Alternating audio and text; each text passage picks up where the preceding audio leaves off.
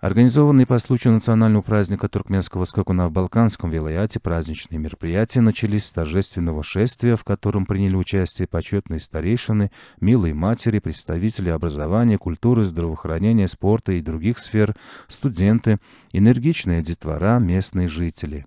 В Балканском конно-спортивном комплексе с присущим туркменским празднеством размахом организовано торжество.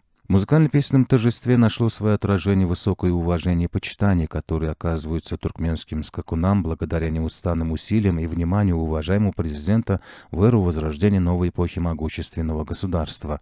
Положительные эмоции собравшимся подарили организованные здесь на высоком уровне культурно-спортивные мероприятия.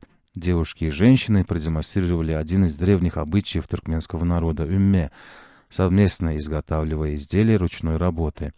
Незабываемое впечатление произвели также повсюду организованные фотовыставки и различные спортивные мероприятия. После торжественных мероприятий, наполнивших сердца туркменистанцев чувством гордости, на ипподроме Балканского конно-спортивного комплекса состоялись скачки на различные дистанции.